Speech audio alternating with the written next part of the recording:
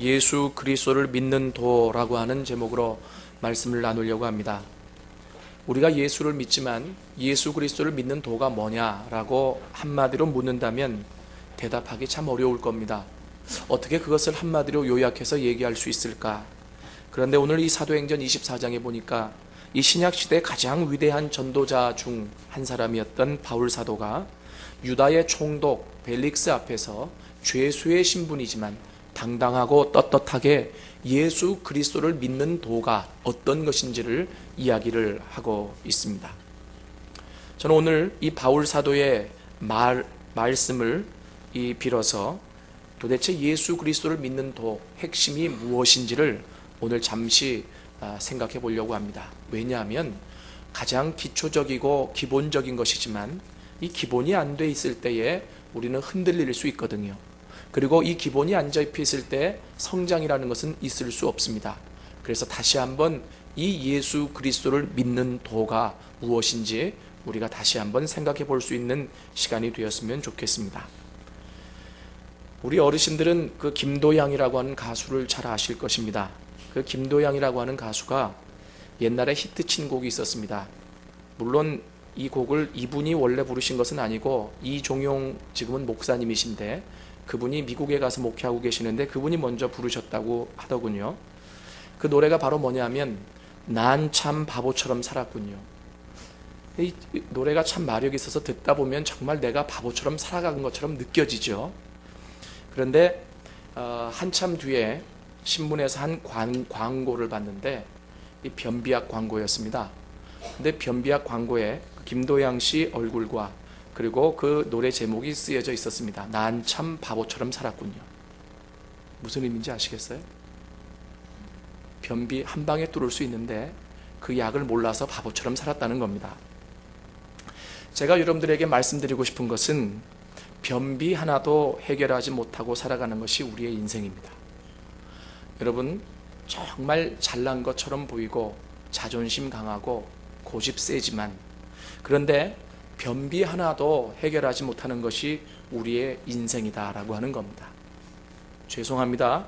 어떤 사람 나흘 닷새 이거 뚫어지지 않으면 얼굴이 노래지고 죽을 것 같잖아요. 하나님이 뚫어주셔야죠. 그런데 그래서 그 인생의 허무함이 여러분 작은 것 안에서도 우리가 발견할 수 있다라고 하는 것입니다. 제가 결론적으로 여러분들에게 말씀드리고자 하는 것은 예수 그리스도를 믿는 도라고 하는 것은 우리가 인생을 살아가면서 인생의 한계를 인식하고 그리고 인생이 허무하다라고 하는 것을 깨달으며 그것을 극복하기 위해서 절대자이신 예수님을 의지하는 겁니다. 여러분, 이것이 신앙의 가장 기초입니다. 그런데 이 기초가 안 되기 때문에 예배는 드려도 하나님 앞에는 나와도 우리가 무감각하게 그냥 그 시간을 마무리할 수 있다라고 하는 겁니다. 이 예수 그리스도를 믿는 도, 이 도 안에는 한 사람 한 사람을 구원시키는 능력도 있지만 또한 구원받은 사람들을 온전한 예수를 닮게 하는 힘과 능력도 있습니다. 왜 그러냐면 나는 아무것도 아닙니다 라고 내 인생을 바라보고 한계를 경험했을 때 많은 사람들이 복음을 전하면 구원을 받습니다. 여러분, 세상에 나가서 전도할 때 어떤 사람들이 쉽게 결신하는 줄 아십니까? 살아가다가 한계에 부딪히고 그리고 살아가다가 어려움 그리고 내 무능함을 본 사람들이 보통 주님 앞에 돌아옵니다. 아주 현명한 거죠. 그런데 예수 그리스도를 믿는 도는 또 그 구원받은 사람도 성장시킨다고 말씀을 드렸잖아요. 이 말씀은 어떤 말씀이냐면 구원받고서도 우리가 하나님 앞에서 정말 나는 아무것도 아닙니다. 나는 정말 아무것도 할 수 없습니다라고 고백하며 나아갈 때 우리의 신앙이 성장해 갈 수 있다라고 하는 것이죠. 그래서 예수 그리스도를 믿는 도는 한 사람 한 사람을 구원시키는 능력도 그 안에 있지만 또 한편으로는 그 예수 그리스도를 믿는 도 안에 들어왔을 때 우리 구원받은 자들도 하나님 앞에서 우리가 변화를 경험하고 성장을 경험해 갈 수 있다라고 하는 겁니다. 오늘 이 성경의 본문을 보면 바울이 재판을 받는 법정에서 유다의 총독 벨릭스 앞에서 행한 말들이 나옵니다. 언뜻 오늘 이 본문만을 자세히 본다면 바울은 피고의 몸이 아닌 떳떳한 자연인의 모습으로 착각이 들 정도로 대단히 담대하고 떳떳하게 예수 그리스도를 믿는 도를 지금 설파하고 있습니다. 어떻게 보자면 죄인의 신분으로서 절대적인 권력을 가지고 있는 유다의 총독인 벨릭스와 그리고 바울에게 호기심을 가지고 있는 벨릭스의 부인 앞에서 움츠리고 그리고 좋은 말로 벨릭스를 축혀 세우기만 한다면 금방 풀려날 수도 있는 상황인데 바울은 전혀 그렇게 하지 않고 떳떳하게 그들 앞에서 예수 그리스도를 믿는 도를 선포하고 있습니다. 바울이 이렇게 떳떳할 수 있었던 이유가 무엇일까요? 그것은 자신이 먼저 전하고자 했던 그리스도 예수를 믿는 도 안에서 내가 얼마나 나약한 자인지, 그리고 내가 얼마나 허무한지, 그리고 또 나는 오늘이라도 죽을 수 있는 유한한 존재임을 깨달은 후에 그 한계를 뛰어넘을 수 있는 예수님을 절대적으로 신뢰했기 때문입니다. 아마도 바울은 매일매일 내가 죽을 수 있는 자로 여기며 살아왔는지 모릅니다. 여러분, 내가 오늘이라도 죽을 수 있다라고 생각하는 사람은요, 연약한 사람이지만 신앙 안에서 그것을 깨닫는다라고 한다면 그렇기에 하나님을 절대적으로 더 의지할 수 있는 사람입니다. 그렇기에 이 바울은 매일 자신의 삶을 하나님의 심판대 위에 세워놓고 자신을 추스려 갔는지 모릅니다. 즉 종말론적인 삶을 살았다라고 하는 것이죠. 그렇게 이 바울은 세상의 권력자가 그리고 세상의 권위자가 두렵질 않았습니다. 어차피 한번 죽는 것인데 세상의 권력자 앞에 아첨 떨면서 그리고 그들의 비유를 맞춰가면서 살고 싶지 않았거든요. 왜냐하면 더 영원한 진리인 하나님 나라의 진리를 깨닫고 그것을 날마다 경험하며 살아가는 사람이었기 때문에 그렇습니다. 그러면 이러한 바울이 유다의 총독 벨릭스 앞에서 예수 그리스도를 믿는 도를 선포했는데 이 도가 무엇인 줄 아십니까? 그것은 세 가지로 오늘 이야기할 수 있습니다. 의, 절제, 심판이라고 하는 겁니다. 여러분, 이 성경을 자세히 묵상하지 않으면 그냥 예수 그리스도를 믿는 도가 의와 절제와 심판이더라 이렇게 넘어갈 수 있습니다. 그런데 이것은 그렇게 넘어갈 문제가 아니라 하나하나를 좀 곰곰이 생각해 보아야 될 문제가 있습니다. 바울은 유다의 총독 벨릭스 앞에서 예수 그리스도를 믿는 도, 그 도를 설명할 수 있는 첫 번째 주제가 의라고 그랬습니다. 여러분, 이 의는 무엇이냐면 하나님과의 올바른 관계를 의미합니다. 의로운 분은 하나님밖에 없는데 그러면 왜 이 바울은 의로우신 하나님의 의를 이야기하면서 예수 그리스도를 믿는 도를 이야기하고 있을까요?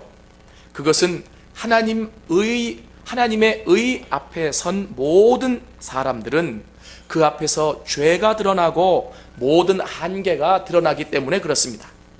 여러분, 제가 서두에도 말씀드렸습니다마는 우리가 왜 예수를 믿습니까? 예수 믿는 이유 가운데 가장 중요한 이유는요, 내 힘으로 살아가기 힘들기 때문에, 나는 연약한 존재이기 때문에, 나는 죄인이기 때문에, 나를 만드신 창조주가 있으시기 때문에, 그분의 힘이 아니면 살아갈 수 없기 때문에, 그래서 그분에게 의지하여 그분의 힘과 능력으로 살아가는 것이 신앙인의 삶 아니겠습니까? 이것이 신앙의 가장 기본이 되는 거예요. 그렇기 때문에 여러분, 이 바울이 얘기하는 의라고 하는 것은 가장 중요합니다. 무엇이냐면 우리가 예배 드릴 때마다, 우리가 하나님 앞에 나올 때마다, 우리가 기도할 때마다 가장 먼저 구해야 될 것이 있어요. 그것이 뭐냐면 하나님의 그 밝은 의 앞에서 우리를 드러내는 일입니다. 그때 깨닫게 되는 것이 있죠. 뭐냐면 나는 부족한 존재이구나, 나는 연약함이 있는 존재이구나, 나는 허물투성이구나, 나는 죄인이구나, 나는 죄인 중에 괴수구나라고 하는 것을 깨닫게 되는 겁니다. 여러분, 저는 그렇게 생각합니다. 우리가 신앙생활하면서 가장 큰 은혜가 어떤 은혜인 줄 아십니까? 그리고 가장 큰 능력이 어떤 능력인 줄 아십니까? 저는 다른 사람에게 손 얹어서 기도해가지고 귀신이 물러가고 그리고 또 뭐 치유가 일어나고 이것도 중요한 것이지만 가장 큰 능력, 가장 큰 축복은 내가 변화되는 거예요. 예수 믿고 가장 큰 축복, 예수 믿고 가장 큰 능력을 경험하는 것은 그 예수 안에서 내가 변화되는 것입니다. 여러분, 내가 얼마나 변화되기 어려운 존재라는 것을 나는 압니다. 그죠? 내 안에 고집스러운 부분이 있고 내 안에 자존심이 있고 누가 뭐라 그래도 흔들리지 않는 부분들이 있고, 그런데 그런 내가 하나님의 의 앞에 갔을 때는 처절하게 내가 부족한 사람이라고 하는 것을 인식할 수밖에 없다라고 하는 것이죠. 그런데 놀라운 것은 그때 하나님이 절대자로 그리고 내가 꼭 의존해야 될 분으로 인식되어지고 붙잡게 된다라고 하는 겁니다. 기독교 역사를 보시고 성경을 보시고 주변의 사람들을 보십시오. 하나님이 쓰신 가장 위대한 사람은 나는 아무것도 할 수 없습니다. 나는 연약합니다. 그래서 당신이 도우셔야 됩니다라고 절대적으로 그분을 붙잡고 신뢰하던 사람이었습니다. 그런데 오늘날 우리 교회 안에서 신앙생활 안에서 그런 모습들이 사라져가고 있는 것 같아요. 저는 그렇게 생각합니다. 그래서 한편으로는 하나님 앞에 나왔을 때 가장 큰 축복은 울 수 있는 게 가장 큰 축복인 것 같아요. 눈물이 있다라고 하는 거, 그 눈물은요 아무나 흘릴 수 없는 거예요. 나는 그냥 돈이 없어서 울고 내가 속상해서 울고 마음 아파서 우는 것 같지만 하나님 앞에서 나와서 흘리는 눈물은요 성령의 감동을 주셔서 흘리는 눈물이에요. 여러분, 어떤 사람은 돈이 없고 관계가 깨어지고 더 힘든데 마음이 더 강팍해질 수 있잖아요. 그런데 울 수 있다라고 하는 것은 성령의 감동하심이거든요. 그런데 그렇게 울 수 있고, 그래서 하나님, 나중에는 하나님이 생각나, 나를 도우실 분은 당신밖에 없습니다라고 메어 달릴 때 역사가 그 안에서 일어나는 거 아니겠습니까? 때로는 어떤 눈에 보이는 큰 역사가 일어나지 않는다고 할지라도 내가 울고 나고 하나님 앞에 기도하고 나고 하나님 당신이 도우셔야 됩니다라고 간절히 메어 달렸을 때 그 기도가 끝나고 나서는 마음속에 살아갈 힘이 생기는 거예요. 일어날 의지가 생기는 거죠. 그 마음으로 옆에 있는 사람에게 권면하고 말해보세요. 영적인 영향력이 나타납니다. 우리는 때로는 너무나 큰 것만을 추구해 나가려고 하는지 모릅니다. 뭔가 로또 복권이 당첨되듯이 뻥 터지기를 원하고, 그러나 가장 기초적인 기본적인 것이 갖춰지지 않고 그 큰 것이 터진다 손치더라도 우리에게 유익이 되는 것은 아닙니다. 왜냐하면 잘못된 신비주의로 빠져나갈 수 있기 때문에 그렇습니다. 여러분, 바울이 이야기를 하면서 예수 그리스도를 믿는 도 가운데 가장 첫 번째 주제가 뭐냐면 하나님의 의라고 그랬습니다. 그 하나님의 의 앞에 우리를 드러내는 거예요. 왜 눈물이 메말라 있습니까? 왜 울고 싶은데 눈물이 나오지 않습니까? 가장 중요한 이유는 그 하나님의 의 앞에 우리를 가져다 놓지 못하기 때문에 그래요. 적어도 자꾸 옛날만을 얘기하는 것은 아니지만 1907년도에 대부흥운동이 일어나고 신앙의 선조들이 그 예수를 믿을 때 말이죠. 제가 왜 자꾸 그런 얘기를 하냐면 제 논문이 그쪽을 연구를 했기 때문에 저는 박사 논문을 쓰면서요 굉장히 많이 울었고 그리고 참 많이 도움을 받았습니다. 그리고 나서 마지막에 논문 탈고를 할 때 그 맞춤법, 교정법 이거 봐주던 전도사님이 그걸 보고 신랄하게 비판을 해야 되는데 논문을 보고 울었다 그래요. 은혜 받아가지고. 자랑하는 건 절대로 아닙니다. 여하튼 그래서 제가요 보니까 적어도 우리의 신앙의 선조들은 하나님 앞에 나올 때마다 눈물이 있었더라고요. 하나님 앞에 나올 때마다 나는 죄인이라는 고백이 있었더라고요. 나는 아무것도 할 수 없습니다라고 하는 그런 하나님에 대한 굴복이 있었더라고요. 그런데 우리가 하나님 앞에 나와서 눈물이 없다라고 하는 것은 여러분 나를 하나님 앞에 가져다 놓지 못하기 때문에 그렇습니다. 그래서 이 바울이 담대하게 외치는 게 그것 아닙니까? 하나님의 의, 그 의가 이 예수 그리스도를 믿는 도의 가장 첫 번째입니다. 여러분 그 의 앞에만 가면 이 세상의 어느 누구라도 나는 죄인입니다. 나를 떠나소서. 나는 아무것도 할 수 없습니다라고 하는 고백을 하지 않을 자가 없다라고 하는 겁니다. 그러면 한편으로 이 바울이 벨릭스 부부 앞에서 이 하나님의 의를 얘기했던 이유가 무엇입니까? 이 벨릭스 부부는요 하나님의 의를 모르는 자였고 불법을 행하고 살아가는 사람들이었습니다. 1세기경에 유대 역사가 요세푸스에 의하면 이 벨릭스라고 하는 유다 총독은 원래 황제의 종이었다라고 합니다. 로마 황제의. 그런데 황제의 모친이 그를 긍휼히 여겨서 자유를 주었고, 이 벨릭스는 황제의 어린 왕자와 친구였던 팔라스의 영향으로 사마리아의 하급 관직에 임명되었다라고 합니다. 그는 아첨과 간교와 사술이 뛰어난 자로서 부정한 방법으로 유다의 총독까지 오르게 되었습니다. 이러한 벨릭스는 종종 부정한 권력자들이 그러했듯이 총독의 자리에 있으면서도 국가가 자신에게 맡긴 소임을 다하지 않았습니다. 예컨대 그는 바울의 무죄를 알면서도 2년 동안이나 바울을 재판에 회부하지 않고 보류해 뒀습니다. 여러분, 이때가 가장 힘든 거죠. 빨리 재판이 끝나야 되는데 재판을 하지 않고 2년 동안 보류해 뒀다라고 하는 거죠. 왜 그랬냐면 예루살렘 교회를 위해 헌금을 모금해 가는 것을 이 벨릭스가 알았거든요.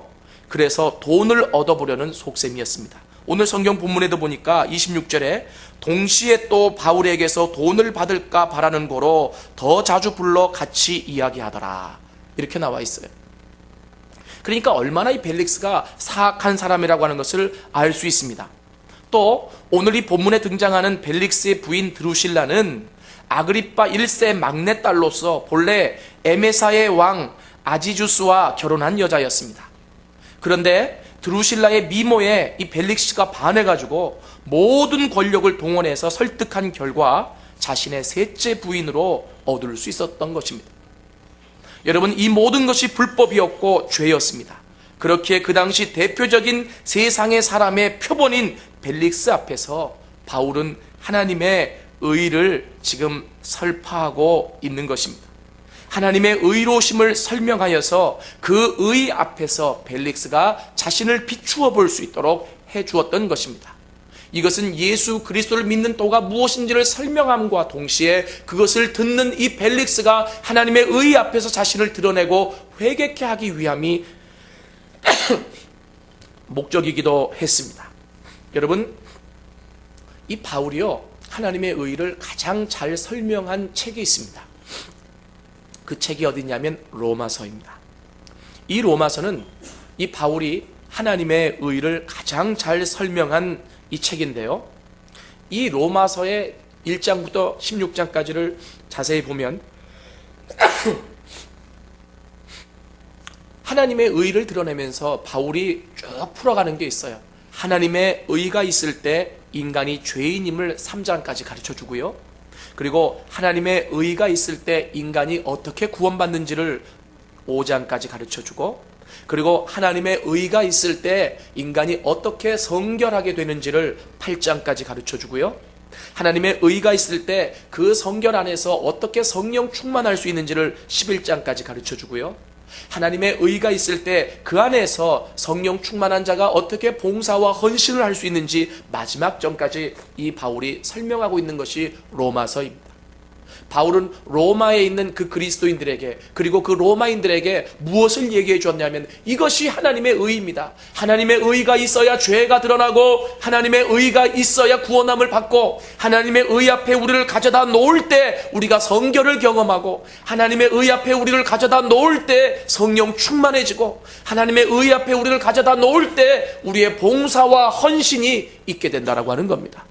그러면 여러분, 이 바울의 말씀에 의하면 우리가요, 구원받고도 우리 자신을 날마다 하나님의 의 앞에 드러내놓지 못한다라고 한다면 우리는 성결할 수 없는 자입니다. 우리가 구원받고도 하나님의 의 앞에 우리를 드러내놓지 않으면 우리는 말로만 성령 충만하지만 성령 충만을 경험할 수 없다라고 하는 거예요. 성령 충만이라고 하는 것이 무엇인 줄 아십니까? 구원받은 자 마음 안에는 다 성령이 내주하고 계시는데요, 그 내주하고 계신 성령이 나를 지배하시는 게 성령 충만이에요. 그런데요, 그 성령 충만은 언제 가능하냐면 하나님의 의의 빛 아래에서 나는 아무것도 할 수 없는 자라고, 나는 무능한 자라고, 나는 연약한 자라고 내가 엎드리고 굴복할 때에 내 안에 있는 성령께서 나를 지배해 가시기 시작하는 거예요. 그래서 하나님의 의 앞에 우리를 드러내놓지 않고는 절대로 우리는 성령 충만할 수 없습니다. 여러분, 성령 충만의 역사가 일어날 때는 항상 같이 따라오는 게 있어요. 죄에 대한 고백입니다. 그 고백은 언제 나옵니까? 하나님의 의가 우리를 비출 때 나오는 거예요. 그리고 이 바울이 마지막으로 얘기하는 것이 뭐냐면 하나님의 의가 우리에게 비춰질 때 우리는 그 안에서 하나님의 의로우심을 담기 위하여 그리고 그 의를 전하기 위하여 궁극적으로 성령 충만한 상태에서 봉사하고 헌신할 수 있다라고 하는 것이죠. 오늘 바울은 바로 이러한 하나님의 의를 그 유다 총독, 세상 살아가는 사람의 표본인 벨릭스에게 지금 이야기해주고 있는 것입니다. 두 번째로 이 바울이 얘기한 예수 그리스도를 믿는 도의 두 번째 핵심이 뭐냐? 그것은 절제입니다. 여러분, 절제라고 하는 것은 뭐 하는 거죠? 내가 하지 않는 거죠. 그리고 원어에 보면 이 절제라고 하는 말은 잘라내는 것을 의미합니다. 여러분, 그런데 이 하나님의 의와 절제라고 하는 것은 맞물려 있어요. 왜 그러냐면 하나님의 의 가운데 우리가 들어가게 됐을 때 하나님이 원치 않는 우리의 못난 모습들, 죄된 모습들이 드러나잖아요. 그러면 그것을 어떻게 해야 돼요? 절제해야 돼요. 그것을 잘라내야 돼요. 이것이 예수 믿는 거라는 거예요. 이해되십니까? 저는 오늘 이 바울 사도에게 너무나 감사합니다. 왜냐하면 예수 그리스도를 믿는 도가 무엇인지를 명확하게 주제를 가지고 설명해 주고 있기 때문에 그래요. 예수 믿는 것은 교회만 왔다 갔다 하는 게 아니라고 하는 겁니다. 예수 믿는 것은 그냥 기도하고 성경만 읽고 끝나는 게 아니에요. 예수 믿는 것은 어떤 신유만 드러내고 끝나는 게 아니라고 하는 겁니다. 하나님 앞에 나왔으면 하나님의 의의 빛 가운데 우리를 드러내야 되고 내가 이렇게 무능하고 연약한 존재임을 고백하고 하나님의 능력을 힘입어서 그리고 나서 하나님이 원치 않는 것들을 잘라내가야 된다라고 하는 거예요. 여러분, 그것들을 잘라낼 수 있을 때 뭐가 오는 거예요? 변화가 오는 거예요. 그것을 잘라낼 수 있을 때 우리가 하나님의 사람으로 성장해 갈 수 있는 거예요. 여러분, 그냥 기도만 열심히 해서 하나님의 사람이 되는 게 아니에요. 기도를 열심히 하면 하나님이 가르쳐 주시죠. 뭐를 가르쳐 주세요? 잘라야 될 것들을, 버려야 될 것들을, 포기해야 될 것들을 가르쳐 주시는 것 아니겠습니까? 그래서 이 바울 사도는 예수 그리스도를 믿는 두 번째로 중요한 주제가 뭐냐면 절제라고 그랬습니다. 여러분, 제가 일부 예배를 드리면서 우리 교사들에게 그렇게 물어봤습니다. 절제하면 생각나는 게 뭐냐고. 몇 사람에게 물어봤더니 다 자기 마음속에 있는 걸 얘기하죠. 절제하지 못하는 것들. 탐욕 가장 많이 나왔습니다. 그렇죠? 우리가 이 땅에 살아가면서 우리의 욕심들 절제할 수 없잖아요. 그런데 내 힘으로는 못 잘라내요. 그런데 하나님의 의 가운데 드러났을 때 내 안에 있는 그 욕심, 탐욕이라고 하는 것이 얼마나 헛된 것인지를 알게 되는 겁니다. 그래서 그 의 안에서 잘라낼 수 있어요. 내 힘으로는 잘라낼 수 없어요. 내 능력으로는 포기할 수 없어요. 여러분, 술을 마시고 담배를 피우시는 분들이 어떻게 내 힘으로 잘라낼 수 있어요? 없습니다. 그것은 하나님의 의 가운데 지속적으로 들어와야 합니다. 그래서 그 하나님의 의로운 빛으로 나를 비추어내야 합니다. 그래서 하나님, 나는 할 수가 없는데 하나님의 의 가운데 들어와 보니까 세상의 것들이 다 무의미합니다. 하나님, 저 천국만이 소망이 있는 것을 압니다. 하나님, 정말 내 안에서 욕심 부렸던 거 다 용서해 주십시오. 잘라내는 거예요. 왜 신앙의 성장이 없습니까? 왜 내 마음속에서 예수를 닮아간다라고 하는 확신이 없습니까? 중요한 것은 그 하나님의 빛 가운데, 의 가운데 우리를 드러내지 않기 때문이고, 또 드러냈어도 잘라야 될 것들을 자르지 않기 때문입니다. 오늘 이 바울 사도는 이렇게 담대하게 벨릭스 앞에서 이 이야기를 하고 있습니다. 아마 이 이야기를 하면 금방 죽을 수도 있죠. 그러나 죽는 것을 두려워하지 않는 자가 그리스도인들입니다. 그래서 이 그리스도인들은요, 세상이 감당할 수 없는 사람입니다. 믿으십니까? 여러분, 저는 우리 부천 안디옥교회 모든 성도님들이 세상이 감당할 수 없는 사람이 되어지길 원합니다. 이게 그리스도인의 표지예요. 세상이 감당하면 어떻게 되는 거죠? 감당한다라고 하는 것은 세상과 똑같아지는 거예요. 그러면 나는 아직까지는 예수를 똑바로 믿지 못하고 있구나, 이렇게 생각하시면 돼요. 저는 적어도 많은 교회들이 있는데 우리 부천 안디옥 교회가 또 생겨나야 될 이유에 대해서 개척하기 전에 하나님 앞에 물었습니다. 그리고 나서 하나님이 주신 그 어떤 확신과 마음이 있습니다. 그래서 저는요, 정말 성경 가운데 하나님이 원하시는 가운데 기초를 가지고 그래서 우리 성도님들을 양육하고 그리고 성장시켜 나가기를 원합니다.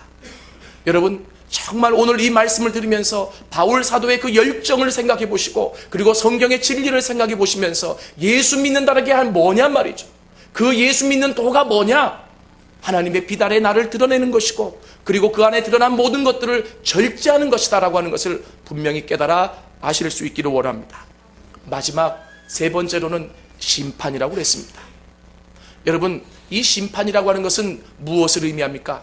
그것은 종말론적인 삶을 의미합니다. 심판이 있다라고 하는 것이죠.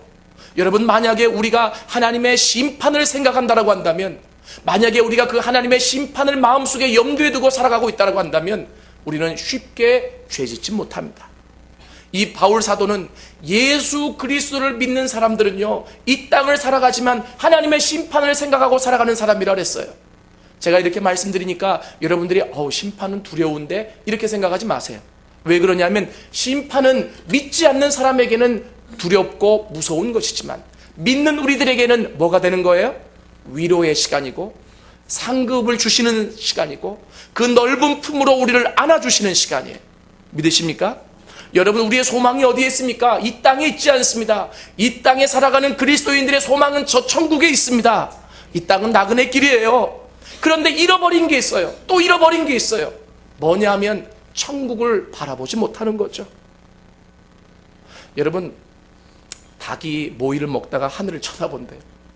걔는 습관적으로 쳐다보는 거죠. 나는 우리 예수 믿는 사람들이 이렇게 습관적으로 하늘을 쳐다볼 수 있기를 원합니다. 아버지 하고 부를 때 그 아버지가 마음속에 감동을 주셔서 눈물을 흘릴 수 있는, 그게 막 견뎌질 수 있는, 이해되세요? 제가 월요일날 화요일날 그 우리 교회 청년들과 그리고 훈련시키는 그 신학대학원생들 한 70명을 모아놓고 집회를 했는데 첫날 좀 어려웠습니다. 이번에 주제가 뭐냐면 예수 그 이름의 능력이에요. 타이틀이 거창하잖아요. 근데 전 두려워요. 그 이름의 능력을 다 전하지 못할까 봐. 첫날 이게 잘 뚫어지지가 않아서 제가 얼마나 힘들었는지 몰라요. 그런데 뭐 그 리더들이 그리고 임원들이 준비 못하고 기도 못한 것도 있겠죠. 그러나 가장 큰 책임은 접니다. 왜냐하면 제가 인도자이기 때문에.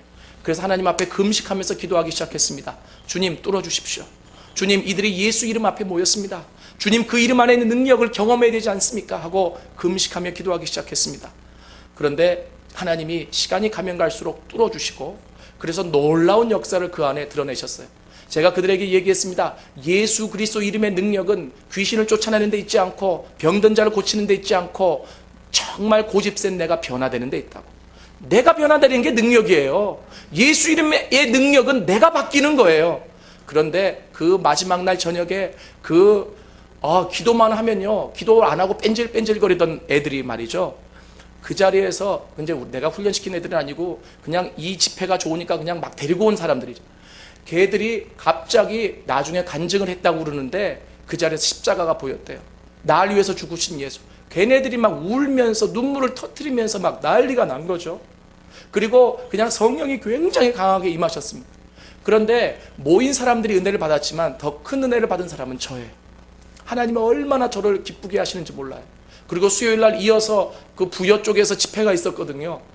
주님이 저한테 얼마나 큰 은혜를 주시는지 몰라요. 그냥 운전하면서 내려가는데 찬양을 틀고 가는데 그냥 그 찬양 소리 때문에 눈물이 막 쏟아지는 거죠. 아버지 하는데 그냥 느껴져요. 안다 도균아. 이 마음속에 너무나 큰 감동을 주시는 거죠. 그리고 그냥 설교를 하면서도 충청도 사람 좀 늦게 울거든요. 저 혼자 울었어요. 저 혼자 울면서. 그런데 하나님이 충청도 사람들이라도 마지막에는 다 바꾸시더라고요.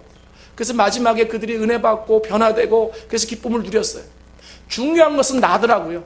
내가 변화되고 내가 은혜 받고 내가 노력하고 내가 하나님 앞에 나가서 그 아버지가 경험되어지니까 자동적으로 흘러서 내려가더라고요.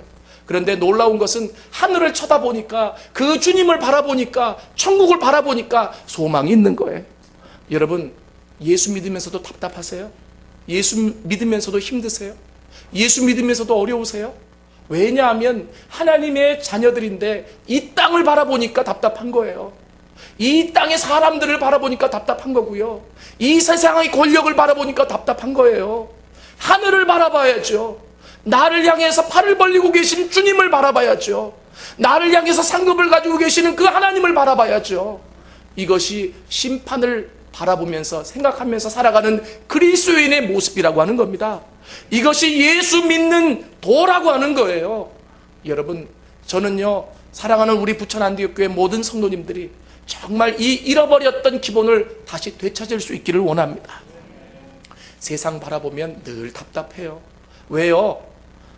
제가 알잖아요. 우리 교회 세상 사람들만큼 부자인 거, 부자 뭐 이게 없잖아요. 그러니까 늘 부족함이 느껴지고, 늘 열등감이 느껴지고, 늘 내 마음속에 연약함이 느껴지잖아요. 세상 바라보면 답답해요. 세상 사람들 바라보면 답답하고, 세상에 돌아가는 일들 바라보면 답답하고. 여러분, 제가 신년에 뽑은 말씀이 뭐라고 얘기 드렸죠? 너희는 마음에 근심하지 말라. 하나님을 믿으니 또 나를 믿으라. 제가 그 말씀을 뽑고 나서 처음엔 걱정했어요. 얼마나 근심할 일이 많으면 하나님이 이 말씀을 뽑게 하실까?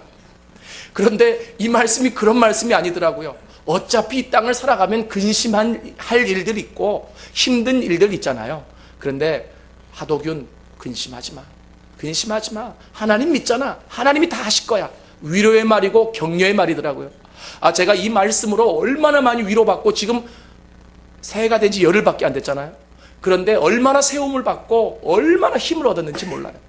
어려울 때마다, 힘들 때마다 그 말씀이 위로를 주시는 거예요. 너희는 마음에 근심하지 말라. 하나님을 믿으니 또 나를 믿으라. 이 말은 무슨 말이에요? 세상을 바라보면 근심이 있어요. 그리고 세상의 모든 권력감을 바라보면 내가 답답하죠. 근데 하나님을 바라보는 거예요. 내가 믿는, 내가 신뢰하는, 나를 향해서 팔을 벌리고 계시는, 내가 울 때 같이 울고 계시는 그 하나님을 바라보면 여러분 소망이 생기는 거예요. 예수를 믿는다라고 하는 것은 그 하늘을 바라보면서 나가는 거죠. 그래서 예전에 제가 말씀드렸다시피 저희 할아버님이 아직도 살아계시지만 가장 좋아하는 찬양이 하늘 가는 밝은 길이 내 앞에 있으니 슬픈 일을 많이 보고 늘 고생하여도 예수 영광 밝음이 나를 위로하실 거라는 거죠. 그 찬양 한번 부르고 나면 눈물 나고, 그 찬양 한번 부르고 울고 나면 살아갈 힘이 생기는 거예요.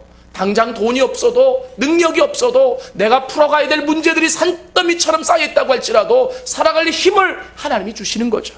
이것이 믿음이에요. 이것이 신앙이에요.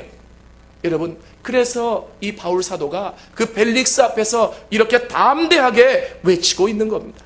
예수 그리스도를 믿는 도라고 하는 것은 의와 절제와 심판입니다. 여러분, 이 가장 기본되는 모습들이 우리 안에서 회복되어질 수 있기를 원합니다. 그래서 날마다 하나님 앞에 나올 때 그냥 왔다가 돌아가지 마세요. 마음속에 소원하세요. 하나님의 그 의로우신 빛 아래, 그 의 안에 나를 드러낼 수 있도록 도와주십시오. 이것은 죄송합니다, 나를 까발리라는 얘기가 아니에요. 나를 그 의 앞에 가져다 주면 내 안에 있는 모든 것이 드러나지만, 한편으로는 창피하고 한편으로는 부끄럽지만 또 다른 한편으로는 은혜가 있는 거예요. 막 우는데 슬퍼서만 우는 게 아니죠. 그게 참 기독교의 묘미예요. 우는데 기쁘고, 우는데 감사하고, 우는데 마음에 감동이 있고, 이게 은혜라고 하는 거예요. 이 은혜가 우리에게 있어야 세상을 살아갈 힘이 생기는 거예요. 이 은혜가 없이는 세상을 살아갈 수 없어요. 그래서 세상 사람들을 향해서 우리가 외쳐야 될 가장 중요한 요소도 이거예요. 의와 절제와 심판. 그런데 우리가 경험되어져야 세상 사람들에게 입을 열어서 전할 수 있는 것 아니겠습니까? 여러분, 하나님 앞에 나올 때마다, 예배를 드릴 때마다 이 부분들이 경험되어질 수 있기를 원합니다. 만약에 그렇지 않으면 부천 안디옥 교회가 또 하나의 교회로 이 자리에 존재할 이유가 없습니다. 주변에 보십시오. 얼마나 많은 교회들이 많습니까? 그 교회들을 무시하는 게 아니라 적어도 이 안디옥 교회를 시작하게 하셨을 때 하나님이 저에게 그런 마음을 주셨다라고 하는 겁니다. 여러분, 하나님 앞에 나올 때마다, 예배 드릴 때마다 이 놀라운 은혜가 우리 가운데 있어질 수 있기를 원합니다. 다 같이 기도하시겠습니다.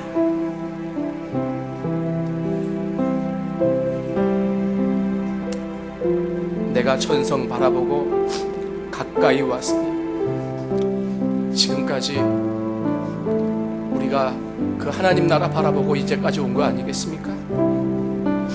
속에 근심, 밖에 걱정, 늘 시험이 있어도 예수 보배로운 피 모든 것을 이기시고, 그리고 예수 공로 의지하여 항상 이길 것을 소망하기에, 그리고 그분이 넓은 품으로 나를 기다리고 계시는 것들을 내가 기대하기에 내가 또다시 힘을 얻어 일어설 수 있는 것 아니겠습니까? 여러분, 하늘을 바라보십시오. 그 천국을 소망하십시오. 이 땅이 다가 아닙니다. 내일은 우리에게 올 수도 있고 오지 않을 수도 있습니다. 내일은 우리의 시간이 아닙니다. 오늘 현재 지금 나에게 주어진 시간 속에서 그 주님을 바라보고 그 천국을 바라보고 우리가 달려갈 수 있어야 되지 않겠습니까? 참 놀라운 것은 하나님의 의 앞에 서기만 하면 우리의 죄된 모습이 드러나지만, 하나님 나는 죄인입니다라고 고백하기만 하면 힘주시고 능력 주시고 세워주시는 분이 하나님이십니다. 그 고백을 못하니까 어려운 겁니다. 이 시간에 우리 말씀을 생각하면서 하나님 앞에 같이 기도하며 나가겠습니다. 기도합시다.